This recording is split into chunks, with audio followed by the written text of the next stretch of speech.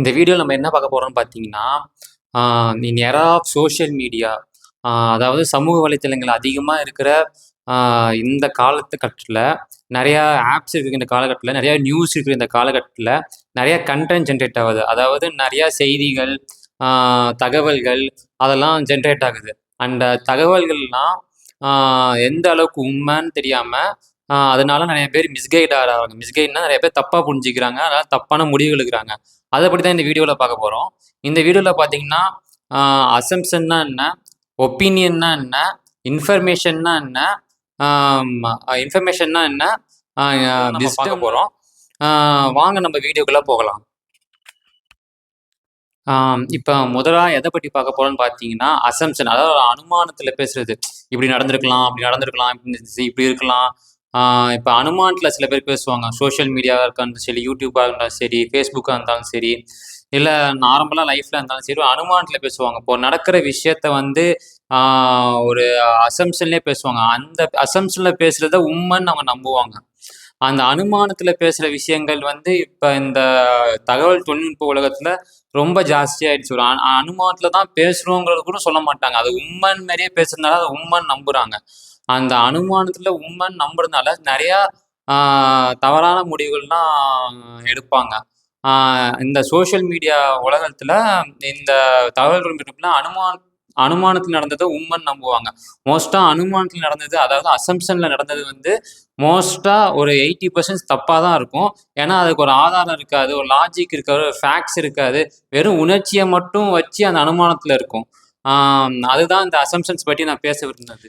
ஆம், முன்னாடி பார்த்தீங்கன்னா, அசம்ப்ஷன்ஸ் பத்தி பேசியிருந்தோம். இப்ப நம்ம வந்து ஒப்பீனியன் பத்தி பேசப் போறோம். இது என்னோட ஒப்பீனியன் அப்படின்னு சொல்லுவாங்க.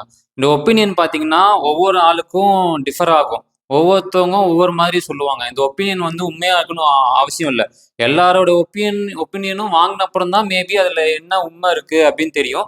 மேபி இந்த ஒப்பீனியன் பார்த்தா ஒவ்வொரு ஆளுக்கும் டிஃபர் ஆகும். அப்புறமா இந்த ஒப்பீனியன் வந்து எல்லா நேரத்துலயும் சேமா இருக்கணும்னு அவசியம் கிடையாது. இந்த ஒப்பீனியன்ல வந்து ஒரு லாஜிக் இருக்கும். பட் அந்த லாஜிக் எல்லா நேரத்துலயும் உண்மையா இருக்கணும்னு அவசியம் கிடையாது. சில நேரம் இந்த ஒப்பீனியன சோசியல் மீடியால, இந்த தகவல் தொழில்நுட்ப உலகத்துல, நியூஸ் பேப்பர்ல அதெல்லாம் உண்மை அப்படின்னு நினைச்சுட்டு, ஆ அது உண்மைன்னு நம்புவாங்க. மோஸ்ட்டா இந்த ஒப்பீனியன்ஸ் எல்லாமே கட்டுரைகளா இருக்கும். அது ஒரு ஒரு ரெஃபரன்ஸ் இல்லாம, தன்னோட ஒரு எண்ணத்துல இருக்கும். அவங்க அவங்க பாயிண்ட் ஆஃப் வியூல மட்டும் தான் அது இருக்குமே தவிர, அவங்களுக்கு நடந்துச்சு, அதனால அதுவும் அப்படிதான் நடந்திருக்குன்னு அவங்க ஒப்பீனியன்ல சொல்ற விஷயம். ஒரு நியூஸ் நடக்குதுன்னா. ஆ ஒப்பீனியன் சில நேரத்துல எல்லாரோட ஒப்பீனியன் வாங்குன அப்புறம் தான் அது உண்மையா இருக்கா, இல்லையான்னே கண்டுபிடிக்க முடியும். அதுதான் அந்த ஒப்பீனியன் பத்தி நான் பேச விரும்பினது. நம்ம ஒப்பீனியன் பத்தி பார்த்தோம். அடுத்தது பார்த்தீங்கன்னா, இன்ஃபர்மேஷன் தகவல். அதாவது இதுதான் ரொம்ப ரொம்ப முக்கியம். இந்த இன்ஃபர்மேஷன் டெக்னாலஜி வேர்ல்டுல, ஒரு தகவல் தொழில்நுட்ப வேர்ல்டுல, சோஷியல் மீடியா வேர்ல்டுல இந்த தகவல்ங்கிறது ரொம்ப தப்பா புரிஞ்சுக்கப்பட்ட விஷயமா இருக்குது. இப்ப தகவல் அப்படின்னு வச்சீங்கன்னா, ஒரு துறையில ஒருத்தர் ஒரு தகவல் சொல்றாருன்னா, அந்த தகவல் வந்து அந்த அந்த அந்த துறையில அவர் எக்ஸ்பர்ட் ஒண்ணும் கிடையாது. அந்த தகவல் அவருக்கு தெரியும். அந்த தகவல் எல்லா நேரமும் கரெக்ட்டா இருக்கணும்னு அவசியம் இல்ல. ஃபார் எக்ஸாம்பிள் எடுத்துக்காட்டு சொல்லணும்னா, ஒரு டாக்டர் இருக்காரு. நீங்க அவர்ட்ட போறீங்க. ஆ தலைவலிக்குதுன்னு சொல்றீங்க. ஒரு மாத்திரை தராரு. உங்களுக்கு தெரியுது தலைவலிக்கு இந்த மாத்திரை போடணும்னு. இதே இன்னொருத்தவங்களுக்கு தலைவலிக்குது. இந்த மாத்திரை சாப்பிடுங்க. எனக்கும் டாக்டர் இதான் சொன்னாங்கன்னு நீங்க சொல்ல முடியாது. அந்த இன்ஃபர்மேஷன் நீங்க அவங்கள்ட்ட சொல்ல முடியாது. ஏன்னா, என்ன தலைவலி இன்னொருத்தவங்களுக்கு அப்படின்னு தெரியாம, உங்க மாத்திரைய வந்து இன்னொருத்தவங்களுக்கு சஜெஸ்ட் பண்ண முடியாது. இந்த மாரி தகவல் பார்த்தீங்கன்னா, மிஸ்லீட் ஆகவும் வாய்ப்புண்டு. அதாவது எதனால இப்போ உங்களுக்கு வந்து தலைவலி வந்து ஆ மழையில நனைஞ்சதா இருக்கலாம். அவங்களுக்கு தலைவலி பார்த்தீங்கன்னா, அதிகமா சவுண்டு கேட்டதாலயும் இருக்கலாம். இல்ல வேற எதுனாச்சும் ஸ்கேன் பண்ணி எடுக்கிற அளவுக்கு ரொம்ப சீரியஸாவும் இருக்கலாம். எதுன்னே தெரியாம நம்ம மாதிரியே அவங்களுக்கு குடுக்க முடியாது. இப்ப எனக்கு ஒரு தகவல் கிடைக்குது. இந்த தலைவலிக்கு இதான் மாத்திரை அப்படின்னு தெரியுது. நான் போய் அவங்க இன்னொருத்தவங்களுக்கு தலைவலி இருக்குன்னா, அதுவும் அந்த தலைவலிக்கு இதான் மாத்திரைன்னு நான் பிரிஸ்கிரைப் பண்ண முடியாது. அந்த இன்ஃபர்மேஷன் மிஸ்லீட் ஆகலாம். ஆம். பு அடுத்து நம்ம எத பத்தி பேச போறோம் பார்த்தீங்கன்னா, அறிவு. அதாவது நாலேட்ஜ் அத பத்தி தான் நம்ம பேச போறோம்.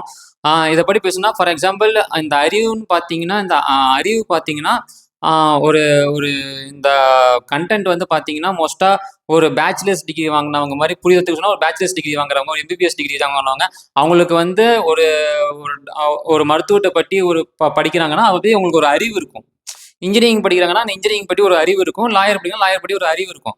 பட் அ உம் உம் உண்மையான உண்மையா பார்த்தீங்கன்னா, இந்த அறிவுக்கு பார்த்தீங்கன்னா, ஒரு டிஃபரண்ட் பெர்ஸ்பெக்டிவ் இருக்கும்.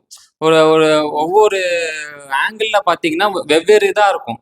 புரியிற மாரி சொல்லணும்னா, ஒரு எம்பிபிஎஸ் டாக்டர் ஒரு நோய்க்கு குடுக்குற மருந்தும், ஒரு சித்தா டாக்டர் ஒரு நோய்க்கு குடுக்குற மருந்தும், ஒரு ஆயுர்வேத டாக்டர் நோய் கொடுக்குற மருந்தும் ஒன்றா இருக்காது, வித்தியாசமாக இருக்கும். ஆனால் அந்த நோய்ங்கிறது உண்மைதான். இந்த இந்த வித்தியாசமான மாற்றங்கிறது உண்மைதான். மூணுமே குணப்படுத்துறதும் உண்மைதான். ஒரு ஒரு ஒவ்வொன்றும் ஒவ்வொரு டிஃப்ரெண்ட் ஆங்கிளில் பார்த்து செய்வாங்க. மூணுமே உண்மையாக இருக்கும். இந்த மூணுமே உண்மைன்னு புரிஞ்சுக்கிட்டவங்களுக்கு அடுத்த கட்டத்துக்கு போவாங்க. அதாவது அவங்க சொல்ற தகவல் எப்பயுமே இன்னும் கொஞ்சம் இருக்கும். அந்த அடுத்த கட்டம் என்னங்கிறத வரப்போற வீடியோலாம் நம்ம பார்க்குறோம். நான் போன ஒரு வீடியோவில் சொல்லியிருந்தேன், இந்த மாதிரி இந்த இந்த தகவல் வந்து வெவ்வேறு பெர்ஸ்பெக்டிவ்ல பார்க்க முடியும். இந்த வெவ்வேறு பெர்ஸ்பெக்டிவ்லையும் புரிஞ்சுக்கிட்டவங்க அடுத்த கட்டம் போவாங்க. அந்த அடுத்த கட்டம் என்னன்னு பார்த்தீங்கன்னா ஞானம், அதாவது விஸ்டம். அதாவது இந்த விஸ்டம் பார்த்தீங்கன்னா அனுபவம் ப்ளஸ் அறிவு, இது ரெண்டும் சேர்ந்த அப்புறம் தான் வரும். இவங்க சொல்ற தகவல் 95% கரெக்டா இருக்கும். மீதி அந்த 5% எதுக்குன்னு பார்த்தீங்கன்னா, ஒவ்வொரு காலத்துக்கு ஏத்த மாதிரி சில விஷயங்கள் மாறிக்கிட்டே இருக்கும். அந்த மாறுற விஷயத்துல இவங்க அப்டேட்டா இருந்திருக்க மாட்டாங்க. பட் இவங்களுக்கு ஒரு ஒரு ஒரு இவங்க சொல்ற 95% வந்து கரெக்டா இருக்கும். அதுதான் ஞானம். இவங்க சொல்ற கண்டென்ட் எல்லாமே எப்பயுமே கரெக்டா தான் இருக்கும். இந்த தொழில்நுட்ப உலகத்துல, இந்த சோசியல் மீடியா எரால இந்த இவ்வளோ நியூஸ் வந்து ஒரு ஒரு எக்ஸ்ப்ளோஷன் நடக்கிற ஒரு என்ன சொல்றது, இந்த மாதிரி ஒரு தகவல் எக்ஸ்ப்ளோஷன் நடக்கிற உலகத்துல இவங்க சொல்ற தகவல் எப்பயுமே ஒரு 95% கரெக்டா இருக்கும். ஒரு ஹியூமன் எரரால சில தப்புகள் இருக்கும். இவங்க வந்து ஞானம் அப்படிங்குவாங்க. ஃபார் எக்ஸாம்பிள் விஸ்டம் அப்படிங்கிற விஸ்டம் பீப்புள் அப்படிங்குவாங்க. இவங்க சொல்ற தகவல் எப்பயுமே கரெக்டாக, ஏன்னா இவங்க அறிவும் இருக்கும், அனுபவம் இருக்கும், அதுல உண்மையும் இருக்கும். அதனால இவங்க சொல்ற தகவல் எப்பயுமே ஞானம் இருக்கும். ஃபார் எக்ஸாம்பிள் சொல்லணும்னா இசைஞானிங்குவாங்க. ஏன்னா அவங்க இசையில எல்லாமே தெரியும் உங்களுக்கு. டாப் டு பாட்டம் தெரியும். மேபி சில விஷயங்கள் தெரியாம இருக்கலாம். மேபி ஒரு 5% இப்போ நடக்கிற விஷயங்கள் சில விஷயம் அவங்க செய்யாம இருக்கலாம். பட் அவங்களுக்கு இசையை பத்தி ஃபுல்லாவே தெரியும். ஒரு மருத்துவத்துல ஒரு இசையை பற்றி ஒரு மருத்துவத்துல ஒரு மருத்துவத்தை பற்றி ஒரு ஞானம் அவங்களுக்கு நல்லாவே தெரியும். எல்லா மருத்துவத்தை பற்றியும் ஒரு அளவுக்கான நாலேஜ் உங்களுக்கு இருக்கும். அதனால என்ன செய்யணுங்கிறது கூட அவங்களுக்கு கரெக்டா தெரியும்.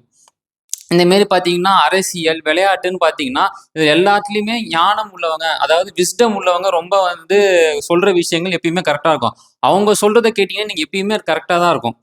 இதெல்லாம் தாண்டி ஒண்ணு இருக்குதுன்னு நான் சொன்னேன். அத பத்தி இந்த வீடியோல நம்ம பார்க்கலாம். வாங்க.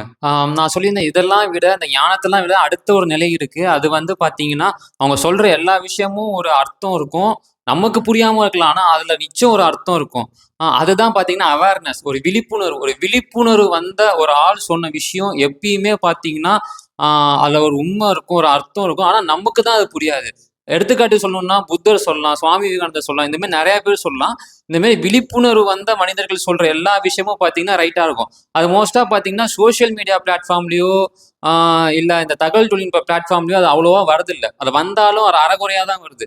அதை நீங்க வரணும்னா கேள்வி கேட்டு புத்தகத்துல மேபி இருக்கலாம். அதையும் தாண்டி பார்த்தீங்கன்னா சுத்தி இருக்கிற விஷயத்த கேள்வி கேட்டு அதை படிச்சு அப்புறம் தான் அவங்க சொல்றத படிச்சு அப்புறம் தான் உங்களுக்கே அது புரியுமே.